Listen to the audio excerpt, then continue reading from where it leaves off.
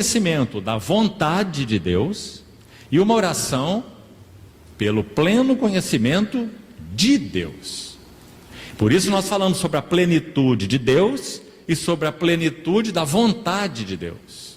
E então, por causa disso, nós vamos buscar, com a ajuda do Senhor, nesses dias, falar algo sobre essas três coisas que são essenciais para uma vida cristã que avança em direção ao pleno propósito de Deus. Desde já seria bom nominarmos quais são essas três coisas. Então buscarmos na dependência do Senhor, examinarmos algo sobre cada uma delas.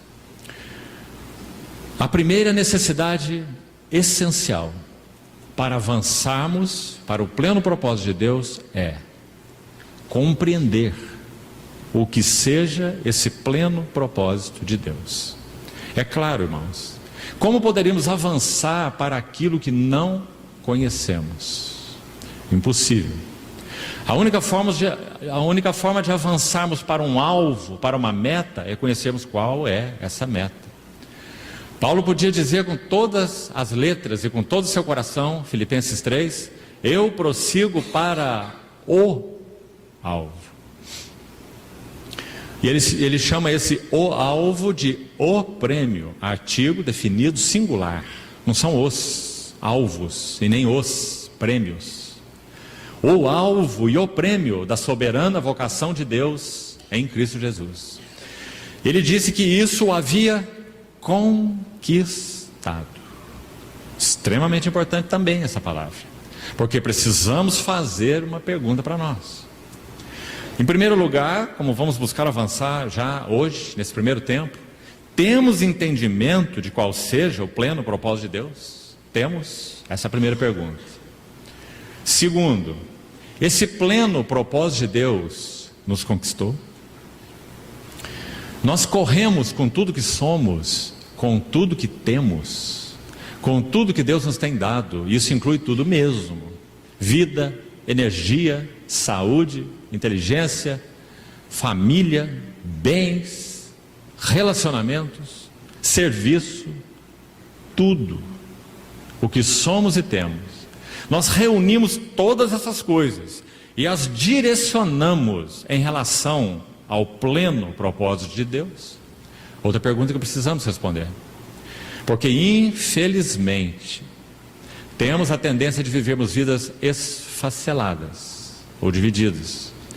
E nosso Senhor foi muito claro nas suas palavras, quando Ele disse que um reino dividido contra si mesmo não prosperaria, e que nós não poderíamos servir a dois senhores, falando sobre a necessidade imperativa de termos um coração integral no que se refere a Deus e às suas intenções.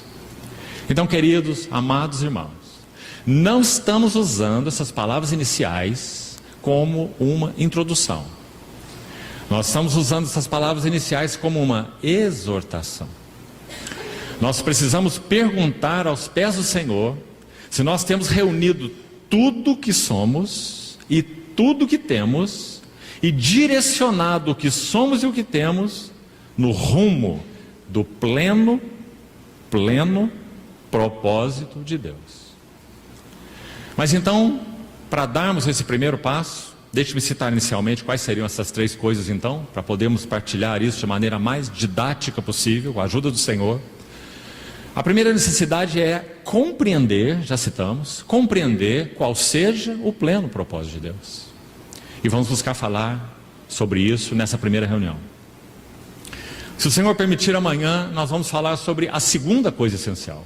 Ou seja, compreendendo o pleno propósito de Deus, cooperarmos com o seu pleno propósito.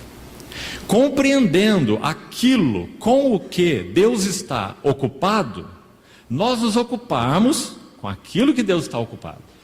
E vamos chamar isso então de cooperação. Segunda necessidade essencial: cooperarmos, operarmos juntos, cooperarmos com aquilo que Deus está ocupado. Terceiro, a última sessão, se o Senhor permitirmos, permitir a nós chegarmos até lá, vamos falar sobre conhecer o custo e o conflito. Extremamente importante.